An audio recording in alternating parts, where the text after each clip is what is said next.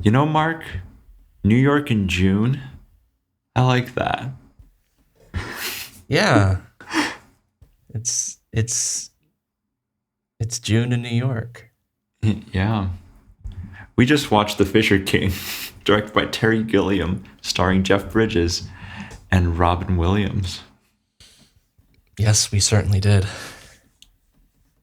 Do we do the mandatory thing of talking about our experience with the director's work? I think that's some You have a cute background. very specific experience with the director's work. You should definitely talk about that. Do I? Oh I yeah, Brazil is guess. like one of your favorite films, isn't it? Yeah, once upon a time, right before I truly started watching a lot of movies, Brazil was actually there was a short time I called it my favorite film of all time. Mm. Yeah, because what it showed me I'm was trying to remember. Was it like truly your gateway film into like? it was one of them. Birdman was my true gateway film to Okay. just watch more. But Brazil was like something that revealed to me there was because I've always been fascinated with movie lists and but it took a while for me to actually get going with it. But yeah, Brazil was great, and yeah, it's super good. Don't watch the extended version, even though Terry Gilliam says it's his preferred version. It's not as good. It's a little drawn out. And then I also saw another movie by him that was very recent. I think 2015. It might be his most recent film. It's called The Zero Theorem, and it's Never heard of it. kind of similar to Brazil, very sci-fi, and it's not very well received. I really, really dug it. I think I gave it a 4.5, or maybe a little higher. I'm not sure. It stars Christoph Waltz, who's the Inglorious Bastards dude, and that's good. And then finally caught up with Monty Python and the Holy Grail a couple of years back. I mean, it's fantastic. Not not the biggest fan of the show. I got 3 or 4 episodes in, and the kind of humor became a little cumbersome. That experimental thing. Like, I think I got to get back into it. But yeah, that's my experience. I've not seen 12 Monkeys, but you have. Yes, I have, and it's one of the few films I've rated half star for reasons I don't fully remember. But I think a lot of it had to do with just the viewing experience just being terrible and not I would liking love certain parts to of the break film. that film apart. And I hope that we have drastically different reviews or Yeah, it'll impressions. be interesting to rewatch it. I probably wouldn't rate it half a star again Yeah, if I had to guess. But this definitely piqued my interest in more of Terry Gilliam's work. hmm. But I don't know what you think of it. We So literally watched it at the same time. We did. synced it up. But In the latter half, though, we didn't really share anything thoughts. So no, just little. Yeah. who should give their rating first? I want to take a guess. No, I don't know. I don't know what yours either. I think you should start. Okay. I'm handing it to you. My rating, I think it's 2.5. Whoa. Yeah. Holy shit. We're about to have a talk. Ooh, what's yours? Think I'm giving this a 5. I knew it. You loved Brazil so much. Yeah. This is different. Mhm. And with all of his films, it takes until the very end for everything to come together. Yeah, I can see that. Just like in Brazil, it takes until literally the very last reveal. Mhm. I will say my 2.5 comes from some of it comes from not knowing what fully to take away from it. But a large reason that I'm rating it so low, and I kind of want to rate it lower, but I'm not because I still have a lot of conflicting feelings about it. They're both positive and negative, and they're right in the middle. So 2.5 just feels right for me right now. But man, this film did not age well. All right, yeah, that's what I figured. Yeah, you would say. like I think that. Yeah, go on. well, there's just a lot of stuff in this film that is uncomfortable to watch. And it's so deeply ingrained into the film, into like the overall message of the film, that it makes it kind of hard to swallow. But at the same time, I really appreciate how unconventional it is. And I want to appreciate it more, but having a hard time understanding what exactly the takeaway is. So once we really get into it, I'd be interested in knowing your take on it. Yeah. For me, there's one scene that was extremely uncomfortable. But the rest of it, I was able to... I was uncomfortable for lots of the movie, to be honest. Really? Yeah, I can see that. But no, there was one scene where... I know. I probably know what scene you're talking about. Yeah, I audibly said, okay, this is not great. But either I was able to give the film some context in the time it was made, and I thought the storytelling and what Terry Gilliam weaves here is strong enough, as well as the acting, because I love, well, I didn't grow up with Robin Williams, but I think this performance is quite memorable. It's one of his best, I think. Yeah. It's peak Robin Williams. I think the character that he plays is very problematic, but that aside, the way he performs the character is phenomenal. And I like Jeff Bridges because he's the dude in The Big Lebowski, and he has a distinct way of talking and a distinct way of emoting. Yeah, the performances are all great in this movie. Yeah. Yeah. What was? It's funny to think, didn't Aladdin come out in like 1995 or 4 or 3? That's post-Renaissance, so I want to say it's post is after 95. Okay. All right, so it's a good 6 years after this film was made. Yeah. Yeah, it's something like that. Because this feels like right before. It's just funny to think that this film was right before he became the genie. Oh, it's 1 year before he became the genie. Oh, wow. Okay. Yeah. Yeah. Wow. Aladdin's earlier than I thought.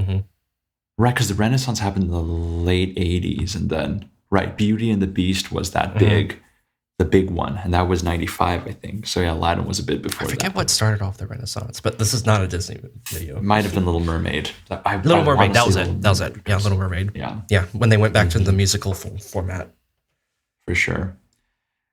Yeah, it was the context. It was how the characters reacted to certain things that gave me permission to be like, okay, I don't want to say get behind it, but just be okay with it during the runtime of this movie. And it's one of those things that work with me. And there are a lot of things that don't work with me.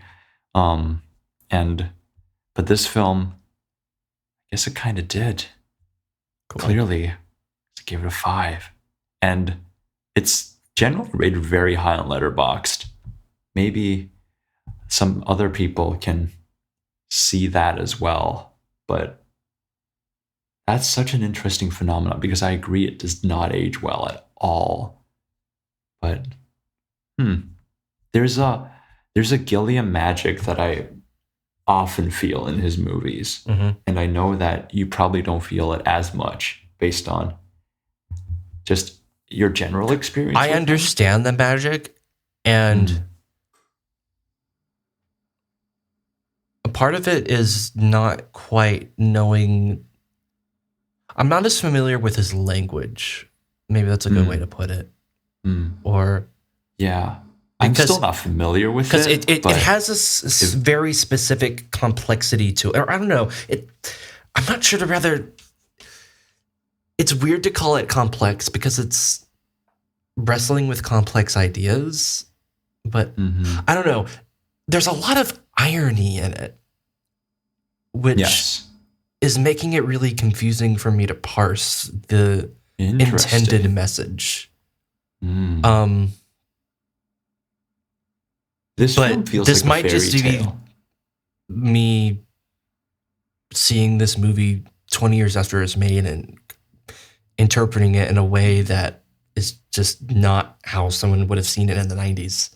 It could be that. I also feel like this film doesn't... There's a reason it's not one of his more well-known films. And I think it is because the message is muddled, and there was definitely there were definitely a couple of spots where I thought the movie was going to end. I'm like, oh, that's the message. And then no, it keeps on going.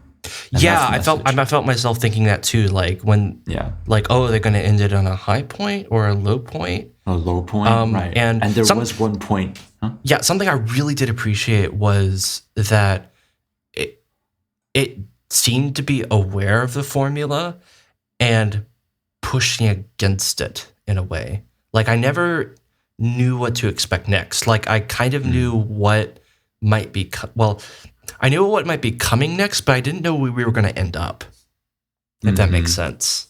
Yeah, a lot of scenes felt really grounded in a spot where, based on the setup of this movie, I thought was going to get really not grounded, in a bit of a more fantasy. Because Terry Gilliam always has fantasy. This is not a big spoiler. But there were definitely surprises. And yeah, both the visuals and the way he chooses to tell the story and progress the plot. I mean, before we go into spoilers, I guess if anyone's listening to this and wondering if they should watch it too, I guess what really got me was there were moments that there's something very romantic about this movie, both in the actual romance sense of it, but also in the sense that there's a fairy tale quality to it that. Yes, there definitely is. It knows what its morals are, even though it's hard for me to fully say what it is. But I'm guessing if once we start really talking about it, I can come to some conclusions. Yeah, we might have to figure out together what it's saying. Yeah, but I like because Brazil's vision of dystopia is both ironic, but also very clear-cut, I think. While this one, it talks about humanity a bit and love a bit, but there's also a lot of wishful thinking. But there's also, sometimes it feels like it's downplaying its own wishful thinking.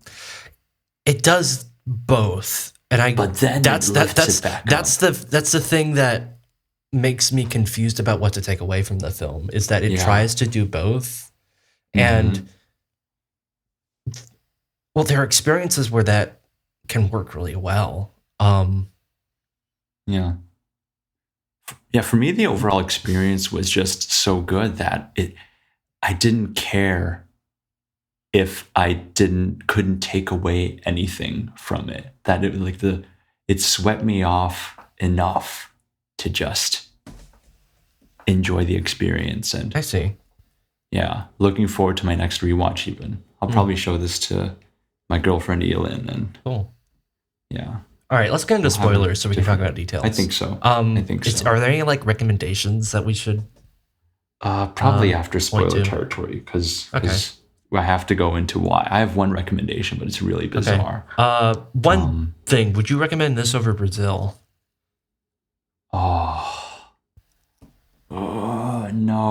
No. I think I recommend Brazil more. It's so distinct. I think I would too. Yeah.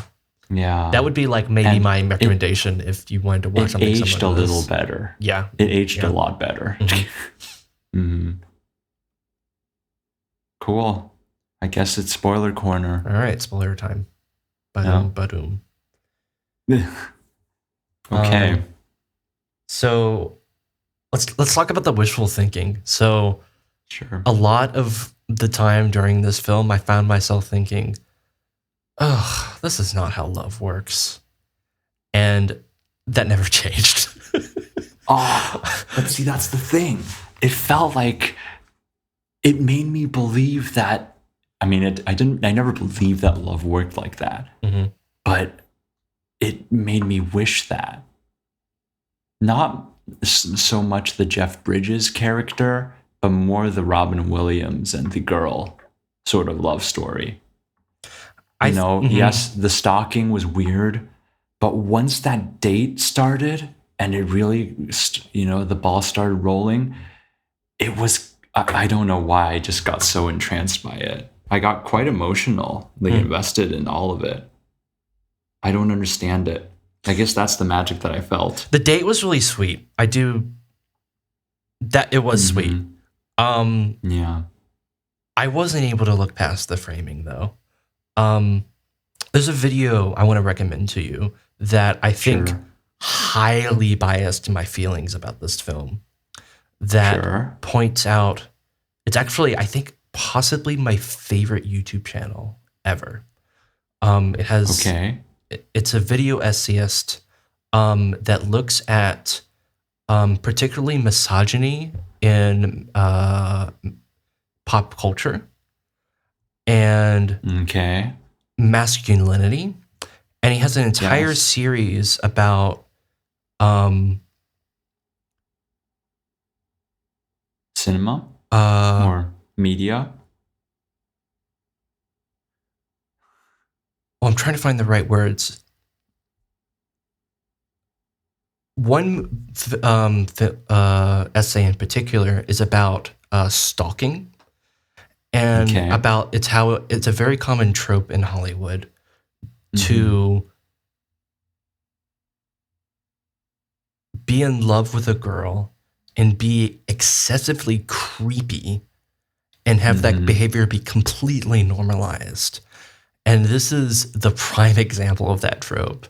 And as Absolutely. a result, I can't see the message unbiasedly that the movie is trying to get across, which is really nice, which is true love exists throughout strife and the craziness in the world and trauma.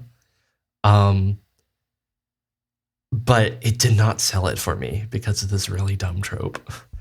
Yeah, that makes sense. Because it's so rooted in that, that it characterizes the characters to. For sure. Yeah. Yeah, I have some preconceived notions about the trope as well, and I don't usually like it at all. I find that most romance in Hollywood is problematic, but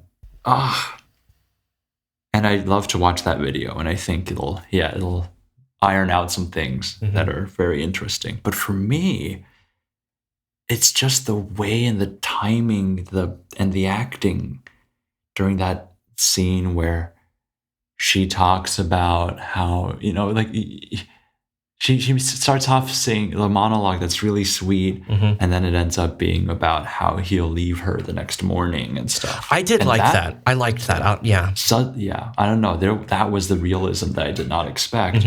But then Robin Williams' character Perry just reveals the creepy stuff. But somehow it worked that time. And for me, I am very selective about that because I don't usually like that stuff. But it did work because of the timing. It's something that I can't pin down. I guess the word is ephemeral, if I'm using it correctly.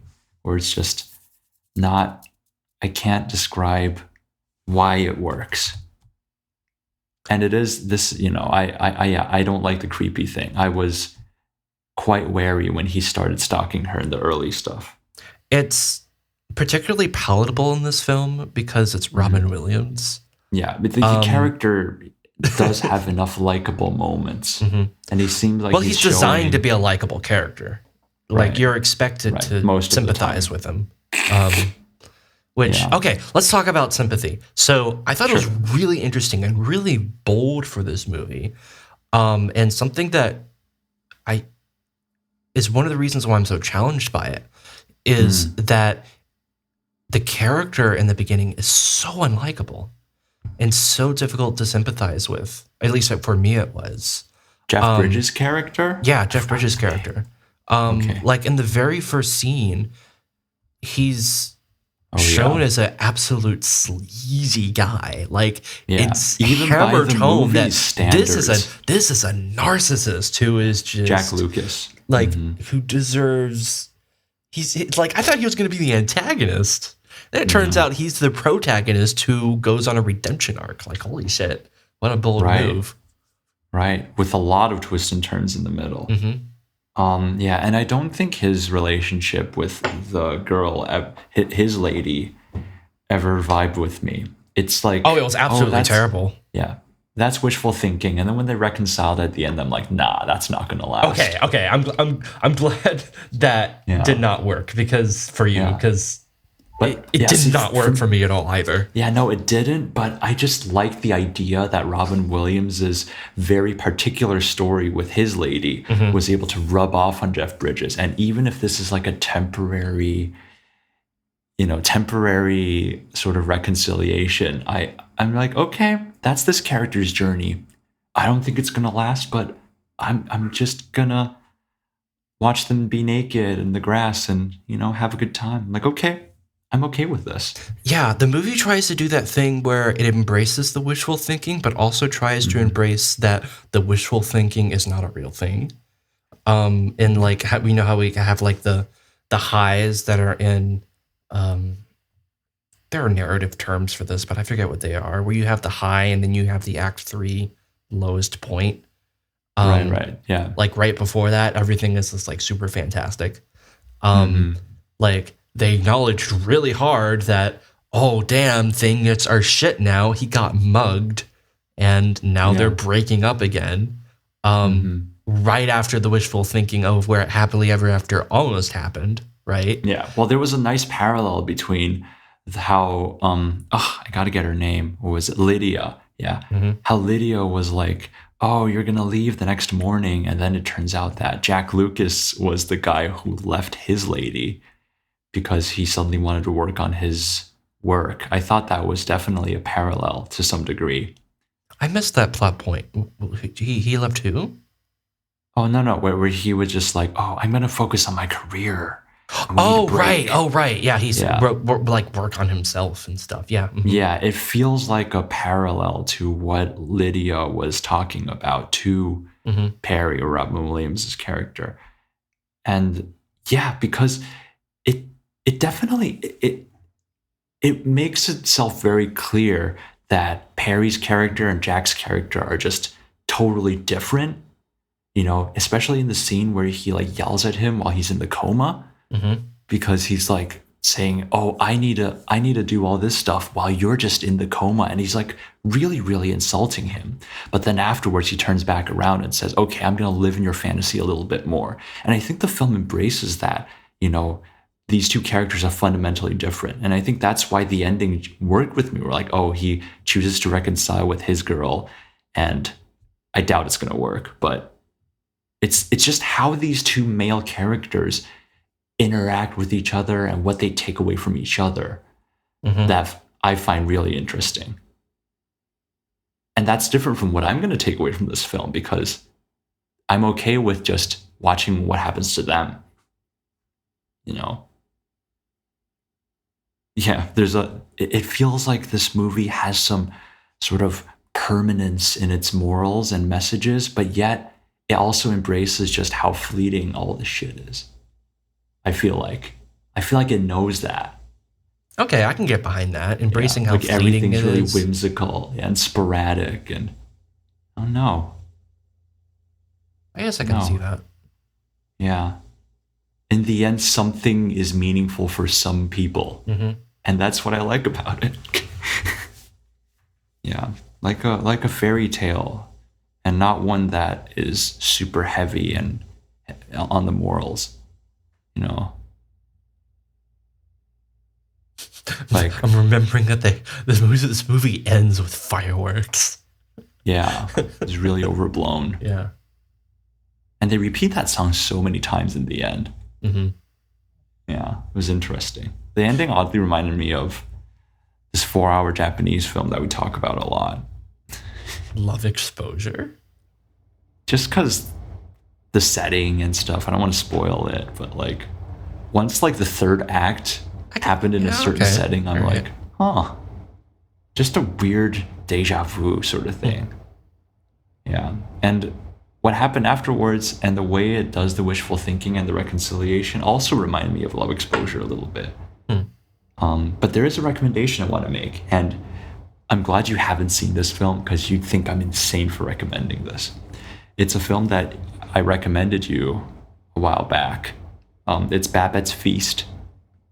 Oh, it's what I call it the perfect Thanksgiving movie. It's got a lot of, I found it, but never watched it. It's this Danish film. So subtitles. But that is a really weird pick. Yeah. It's because when I think of The Fisher King, I think, oh, modern fairy tale. And the only other film I've watched recently that really feels like a modern fairy tale is Babette's Feast. But Okay.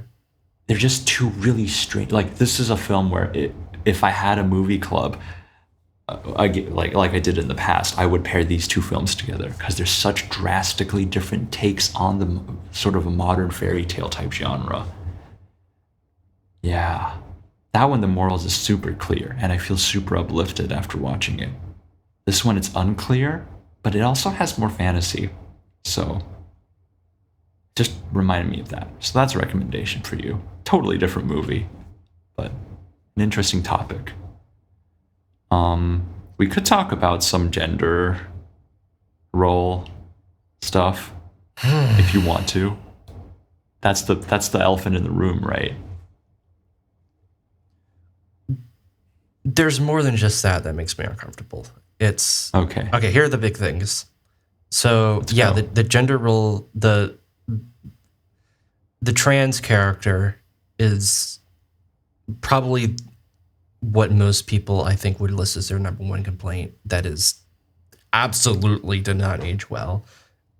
But Really? I'm really confused. Like, why is it even in the movie? Like, I don't see that. I thought it was kind of woke. Not like Why do you woke by think? like in modern day standards, but like just seeing through the lens of the time, I'm like, man, they didn't okay, really for the time, discriminate. I guess it's somewhat atypical. I don't know. I mean, You've always had we've always had interesting discussions about this type of stuff. Remember our big Paddington discussion? oh my gosh, yeah. There's a crossdresser yeah, in no. Paddington that made me really upset. Yeah, not even intentionally a cross-dresser. Anyway, but yeah, no, when I saw the trans character, I actually thought of our conversation, and I'm like, ooh, I wonder what Mark will think. And I was kind of right. Well, okay. The reason I was uncomfortable with it is because right from the get-go, the trans, I think it's a woman, their gender wasn't really clear, was instantly labeled as lower class, probably mentally disabled in some way, and like one of the crazy homeless people. Okay. And was also the clown. A really interesting comparison that comes to mind for me is a movie by my number one favorite director of all time, which is also kind of a problematic character, the Christmas movie. Yeah, what is it Tokyo called? Godfathers. Yeah, Tokyo Hana-san. Godfathers. Adore everything that man has made. But there's also this really problematic trans character in that film. Really? So I showed Tokyo Godfathers to some friends, and the one friend who was closest to, well, he's the one that is LGBTQ. I guess we have a couple of people, but one of them actually had no problems and was like totally embracing Hana-san's Yeah, in Tokyo character. Godfathers, it's not as egregious. It's just there's a trend in Hollywood to depict Or trans cinema. people as clowns. Sure. And Tokyo Godfathers is equally egregious to that. See, I feel but like if that character is friend- also very heavily humanized. True. The But I trans feel like character if that friend this I'm movie thinking of was humanized a little bit, but not much. They were more of just an object as a symbolism of like the homeless, who is the main character's reason to feel better about themselves, kind of, because they're kind of like they're caring about this homeless person, and that means they're a better person. Like it's interesting. yeah, So, yeah. It, For it just me, didn't rub feels right like for me. all of their scenes were so. It just feels like they were very empowered with what they're doing, and there's not much discrimination coming from other people. You know, Not the much only time discrimination, really. he was discriminated was because the main actor decided to not recognize them. Well, okay. You're right. There wasn't much discrimination in terms of their gender, but there Right. was discrimination in terms of their class, which is Class. also a huge theme in this movie. And I think throughout, But I I think think that all of this strengthens it. director's work. If Sure. I think it's in Brazil, it's in 12 Monkeys, it's in Okay. well, heck, it's even in Monty Python, but Right. there it's like Right. satirical and Python-esque. Yeah. Um, Yeah. I think it strengthens it because I think that, compared to the snobby middle class slash rich people, I'd rather be this character. And I feel like if the friend that I thought about who liked Hana-san watched this, I don't think he would have that big of a problem either. Just a theory, but it is interesting. Always an interesting thing to ruminate on. It's definitely, see, there's no way they would have, like Terry Gilliam or whatever co-writers, probably no co-writers because he does his own stuff, would have known like the politics today. But I just feel like as the time it was written, I thought it was translated surprisingly well. But that's that's what I think. So I still would want to ask why that character? Like, why not just any homeless person? Right. Like, what? I think it is sympathetic. I think it's sympathetic to the social, because yes, maybe he's acknowledging the fact that, a lot of the LGBTQ characters of the time were in that social class. But I think he's taking that. I guess the problem I have with it is putting it in that framework assumes that, okay, now that I'm parsing this together a little bit, I'm feeling a little bit better about it. Putting it in that framework assumes that trans people are of the lower class. But what do you think about a musical like Rent? Rent is not a good. I mean, I haven't seen it, but it's not the greatest representation of LGBTQ people either. That's for sure. Yeah. But I do think even, for the time Rent was made, it actually offered such a sympathetic lens. Because especially, the community takes what they can get, I suppose. Right. But sure, I guess if you. I mean, there's not much good representation out there, so like, what are they going to do? But see, with Rent, it makes the AIDS epidemic, front and center. Mm-hmm. And I think by making that front and center, it shows the sign of the times very well. And so it's offering a sympathetic lens to the people of that time. And I think by portraying them as lower class, it actually that's the sympathy part. And I think this film, even though, we have to really squint our eyes to see that, but I think coming from 1991, I think it is a sympathetic lens. But I think we should move on because I think we've already.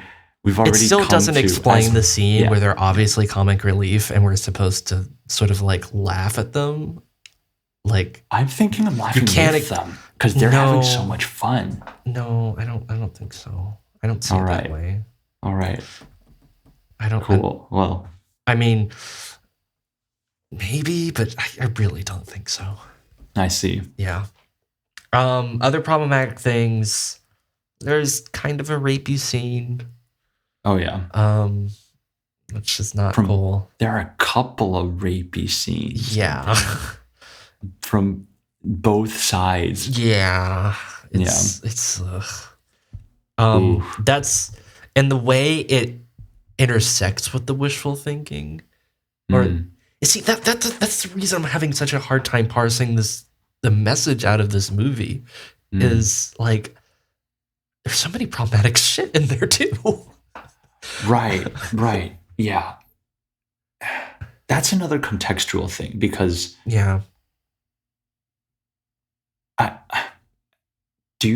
have you seen the first Blade Runner? Oh gosh. Okay, I definitely need to show you this this channel now because this channel also has Okay, so they have a video series, not just one video, a video series on sexual abuse So did he talk about Blade of Runner? women on men and on men on women. Sure. And Okay. Blade Runner comes up multiple times in multiple things. There's I'm another sure. one that's really interesting, not quite related to this movie, but definitely related to Blade Runner, which is the sexualization of women who like have their memory erased or are Whoa. like That's acting like new. children who are like innocent to the world. Okay. Um, Stuff Oh that's in yeah, like Fifth Element. like Fifth Like Fifth Element. Element. Yes, yeah, Yeah. yeah. Like the thumbnail from for that video is the Fifth Element with Bruce Willis Okay. and whoever Yeah. that I mean, sci-fi chick is. again, I'd Yeah. love to see the videos, but I feel like my stance on those scenes are very see, if I want to toot my own horn a little bit, I feel like I take enjoyment out of being able to contextualize certain things and getting as much enjoyment as possible. I don't know. Mm-hmm. So even the scene in Blade Runner, and this is the debate of a lifetime, but there was a Letterboxd user who gave a 4-star review to Blade Runner, finally saw it, and did a bunch of paragraphs on that specific scene in Blade Runner. And I hadn't seen Blade Runner at that time, and I watched it, and I thought it was fine. Like the movie was amazing, but I thought the rapey scene in it was fine. Not like I should condone it, but it's fine. Do you know what I mean? Like there was some pre-established chemistry between the characters, and it's really, really hard to explain. But I think because Blade Runner is such a celebrated movie, there are other people who share that similar sentiment where like, it's not ideally the way it's not my favorite scene in that movie by any means. It is a very problematic and quite uncomfortable scene. But maybe it's me buying into the Hollywood not formula, but like just buying into that Hollywood shit a little too much. And some of the scenes in this movie also fall into that category where I'm like, it's fine. Based on what I know of these characters and how they usually interact, it can seem as a more aggressive type of seduction. And I know this is like, I'm bordering being canceled at this point. But that's just how I analyze it. That's just how I see it. Something this movie does is attempt to have it both ways. They attempt to embrace the Hollywood love, but also kind of reject it. Mm-hmm. In the end, it definitely sides with the Hollywood love. But how successful do you think it is at trying to do both?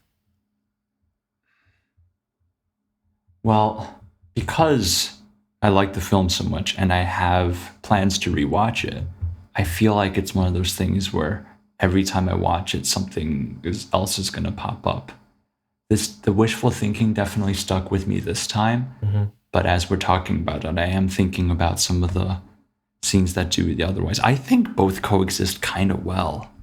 Again, because what I took from Jack Lucas's character is that it's not going to work out, and I'm willing to embrace that. And I might even think the film wants me to think that. I'm okay. I think it both What does coexist. the film want us to think? That's what I'm having trouble getting at. Like, at first, in the first opening scenes, I have a feeling the film wants us to think that he's a horrible person. Right. Then there's the shooting, and then he's immediately framed as a sympathetic character who I think we're supposed to feel sorry for. I think. But then again, I find myself asking, wait a minute. Are they framing it to where, like, oh, it doesn't matter what you think? Like, oh, we're going to challenge you, like, by making this character look like a terrible person, and then we're going to let you decide if you're sympathetic? Or there's this, think there's this intentional, I don't know whether to call it irony or ambiguity. Do you know what I mean? I think so. Yeah, But I'm going to throw something at you. okay. The more you talk about this, the more I'm reminded of Three Billboards. That's an out of the blue tangent. Okay. I don't think it's out of the blue. I think that the way Three Billboards frames its characters is somehow even more muddled. And in the end, you're not sure how to feel about some of them. Do they deserve redemption? And well, in Three Billboards, I'm not. That's in a realist style, and it's totally without question that this is like a movie that's embracing, amoral characters, that has a very amoral view on the world, where there are these terrible people, and you're struggling with seeing things from their point of view. But with this movie, it's framed as a Hollywood movie. And there's Hollywood music. You think the film is that meta, where it's that I think aware? I'm getting the feeling, very meta feelings from this. Like, okay, we can even talk about like the Holy Grail. Like Sure, the fact yes. that like it has this sort of side narrative that's a fantasy, which is, this is also like the other problematic thing I've had about the film, which is the depiction of mentally ill people, which, that, again, did not age well. But the sort of fantasy narrative that are the hallucinations of Robin Williams' character, where there's this knight that's coming to kill him, and like, as I'm explaining this, I'm sort of understanding better the message of what happened. Jack, what's his name? Jack Lucas. Jack Lucas's character buys into the fantasy of Robin Williams by getting the Holy Grail. Yes. He literally dresses up as him and becomes a mad hobo, which is, I mean, kind of charming in a way now that I think about it. But doing so, like, he buys into it. Yeah. That's part of why I feel like if there's like a class sort of portrayal, I think it definitely sympathizes with the homeless, but it doesn't do anything to solve it. And I can see why that's problematic. It just kind of portrays it, and it's like, ooh, look at how cool these people are. It's used as a tool for the protagonist to feel better about himself. For sure. But he doesn't always feel better. He does go through some struggles. Okay, but I want to focus on your point about the Hollywoodness of it. See, I don't think the film is that meta. I think that it does definitely tamper with the Hollywood formula, even intentionally, but that's the part that's not serious. That's the part that's joking. But I feel like Terry Gilliam, in his creation of the story, he had this message that, for me, is kind of similar to Three Billboards, but it is more Hollywoodized. And yeah, I mean, Three Billboards plays more like a play because the director is a playwright. This film just uses a more Hollywood type of language, but I think it's, he plays around with the Hollywood formula. But for me, this and Three Billboards give me that same moral vibe, and I just really like chewing on it. And just when put in that context, even the portrayal of trans people, even the portrayal of class, they just kind of all get wrapped up together in this ball that I just really enjoy thinking of. Even the sexist stuff, even the really inappropriate stuff. It's just. Could you talk a bit more about what exactly are you chewing on then? It's just the idea that, it's what we've been talking about this entire time. Like, what do I take away from this? And the way it portrays its characters, like, I think the movie is entertaining enough that I like to I just enjoy the characters' journeys. Similarly, in the way like, in Three Billboards, where I enjoy the characters' journeys, but I don't stay up at night really thinking about how what they go through influences what I think, because they sympathize with the characters in a similar way this film kind of sympathizes with its characters. And so at least through the lens of this film, there's, and the fairy tale sort of narrative. I like the morals it represents. I like that Jack Lucas gets his redemption, whether he deserves it or not. I like that Robin Williams ends up waking up. That's really nice. I thought he was going to be comatose forever. And that's where the wishful thinking, I was kind of rooting for things to be good, and he gave me that good ending. But at the same time, the journey there was interesting enough that it's just like I remember it, and it's like I remember a lot of movies. Like a lot of movies don't have the moral. Like if we talk about an action film, right? It's like hero win, villain loses. But if the hero's journey is interesting enough, I would think about certain scenes. This is a similar thing where there are complicated morals, but in this case, I'm okay with it not being pronounced because it's confident and there's something to say. But yeah, I this feels like a very long monologue and I don't know how to close it. I don't want to say it's just another movie because it's not. Because I think what it does extremely well.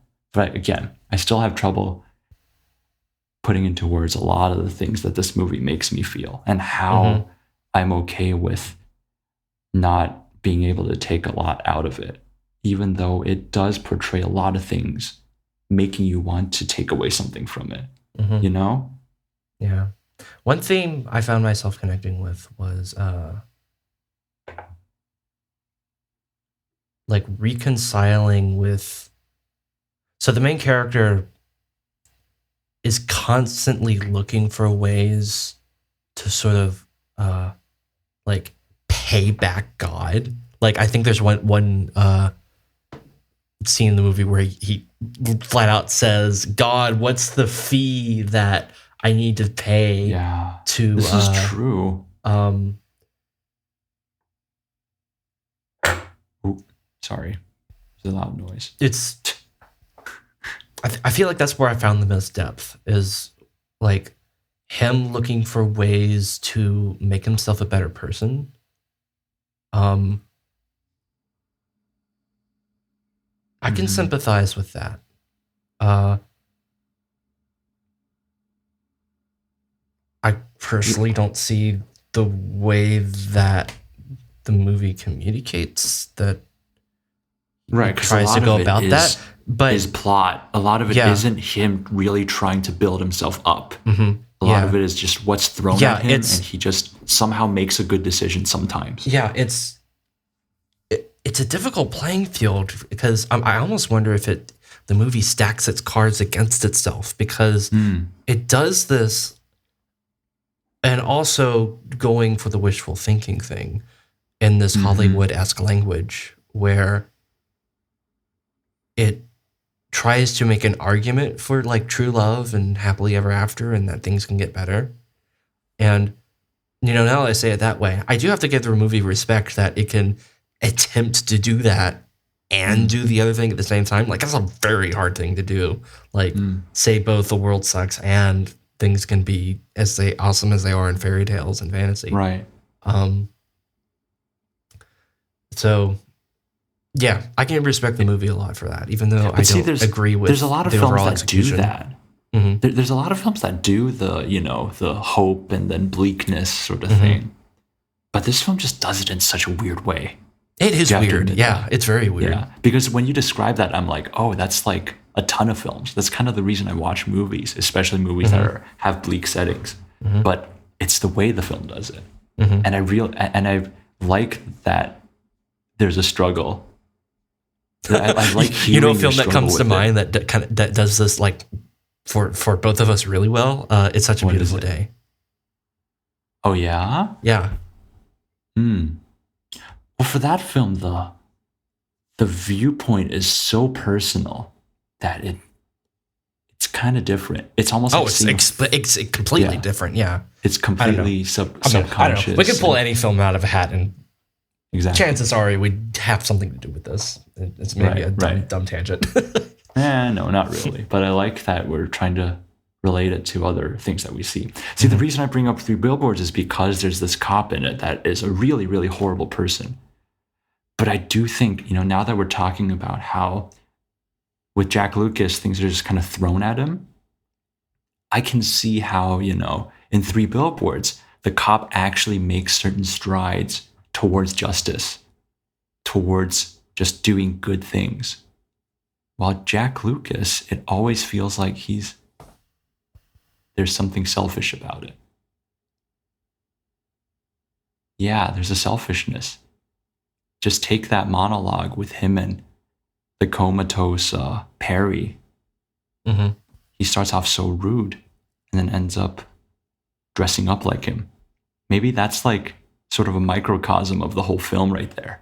Just that one scene where he talks. Horrible person, and then somehow we're rooting for him when he climbs up the rope. It's what it reminds me of? Reminds me of Tsundere. I'm not. Like I don't like you at all, Baka. Mm-hmm. I'm not gonna get that cup to you for you. Okay, I am gonna get it for you, but it's not because I want you to wake up.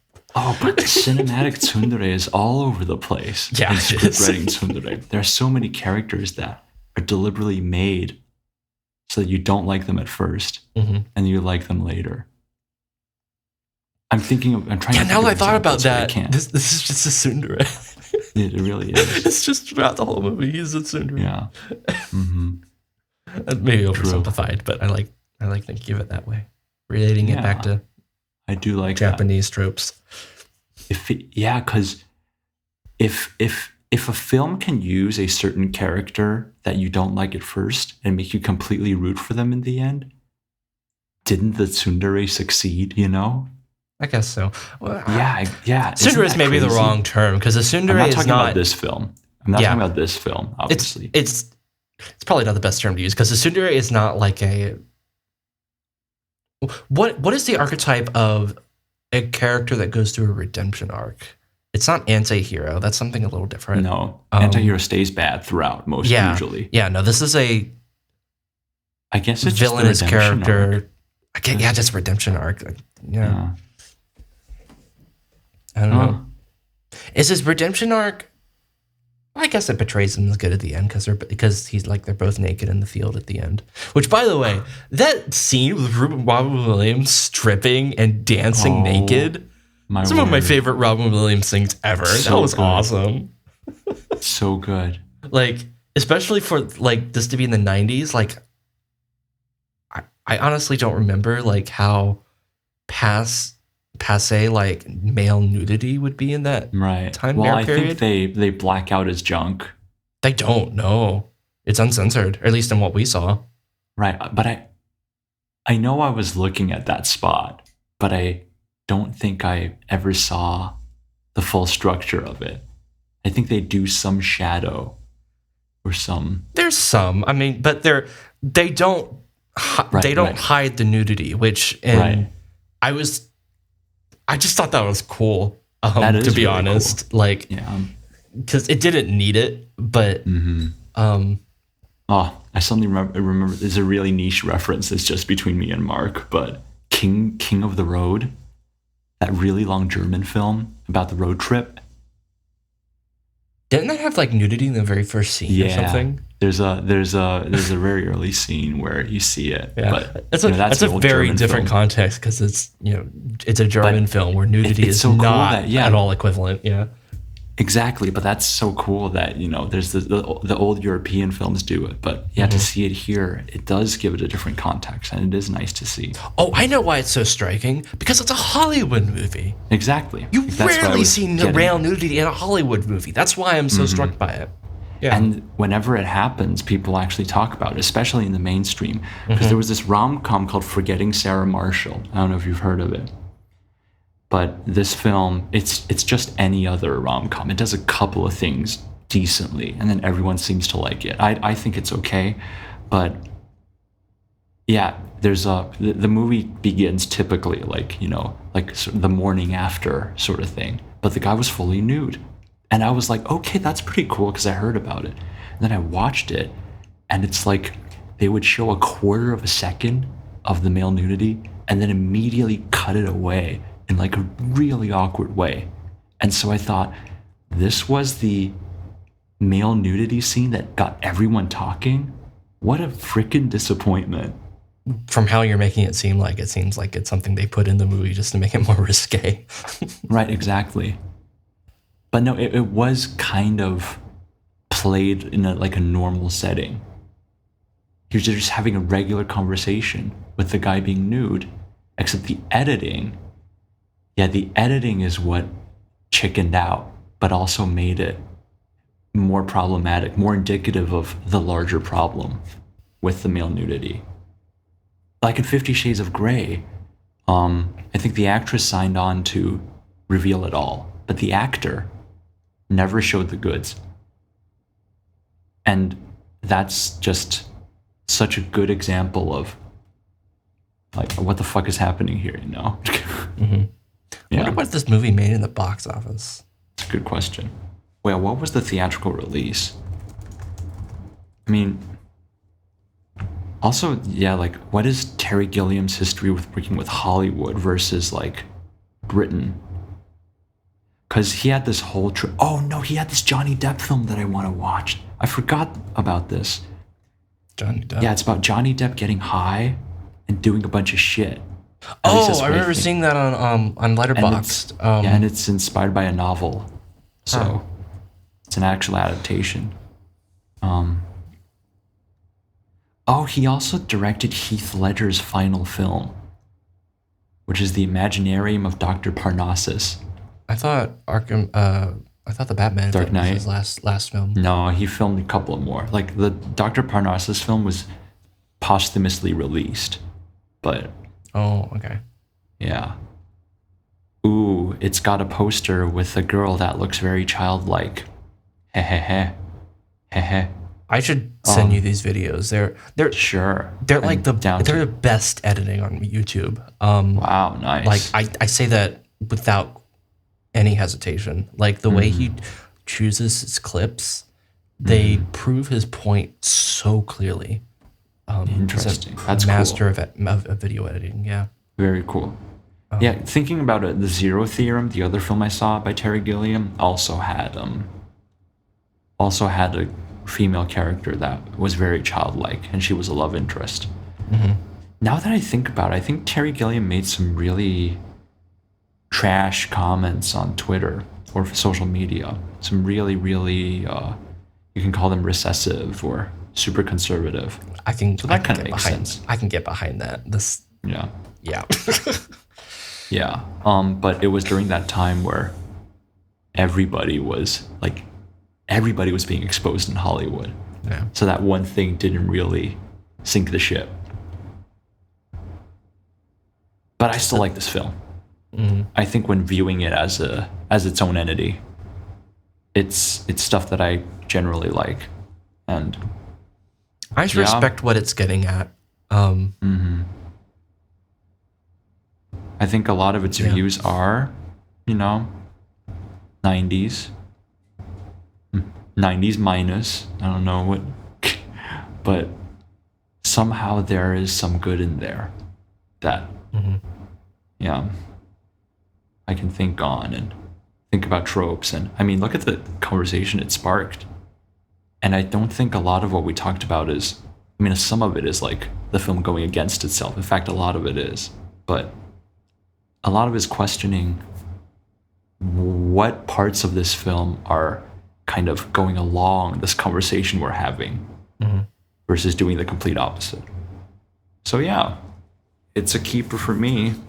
Really liked it. I'm glad Criterion picked up his films, and for Criterion to pick it up, they're very in tune with the times, and they must have seen something in this. I mean, I totally recommend. I totally agree with it. It's really good filmmaking. He has a really distinct style. A lot of the establishing shots cool. are so great.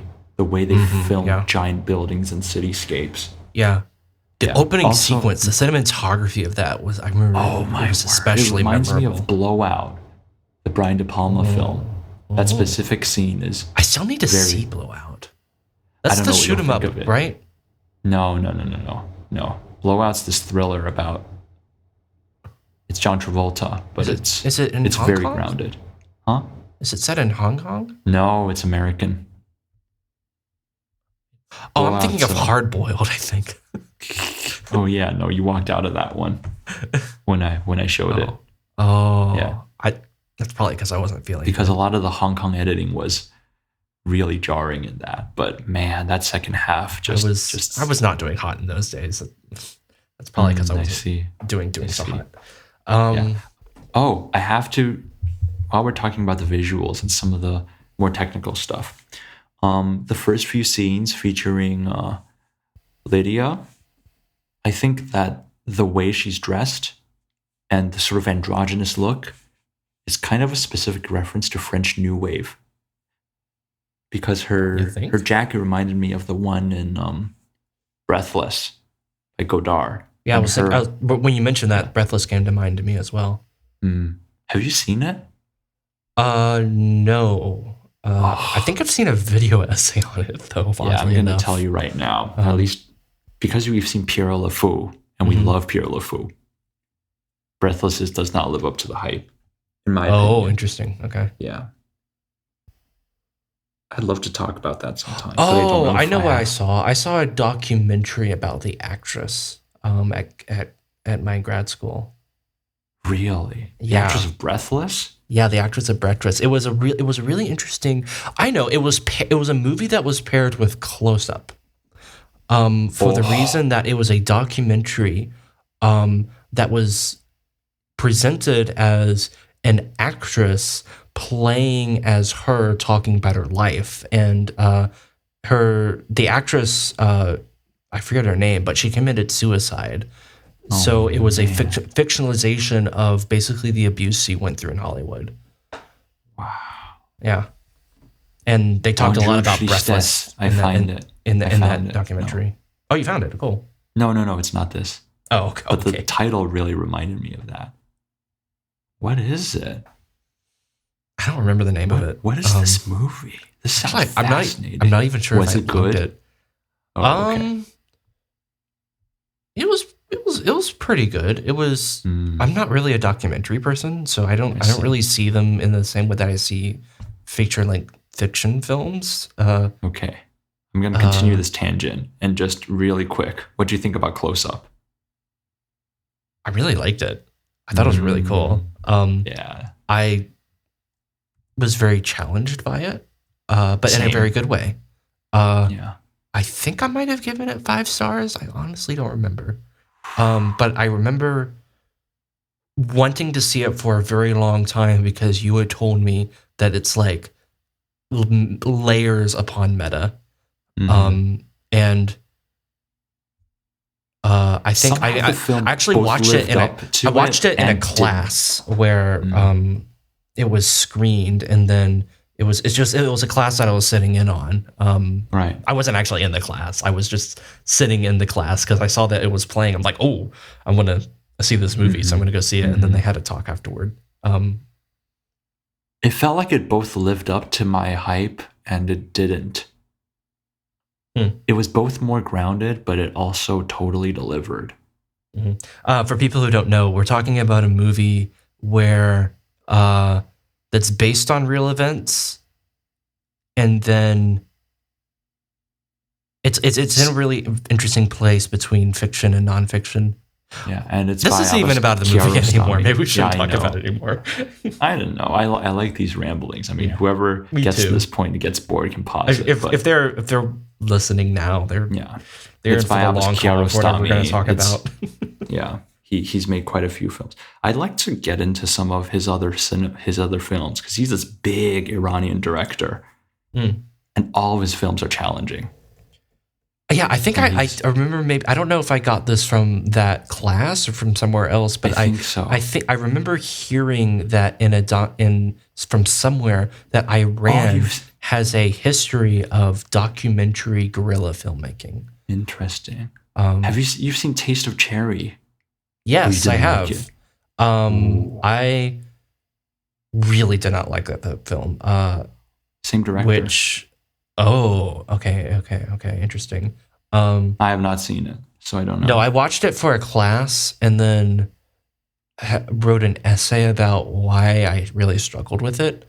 And a lot of it had to do with the handmaiden sort of stuff, where it's, protagonists not sharing their view with the audience, which, we should rewatch The Handmaiden. Oh, fuck yes. Let's go. Yeah, we should rewatch The Handmaiden, because that's such a seminal film for just all for the movie conversations. Yeah, because I think that was the first time we really got into an argument.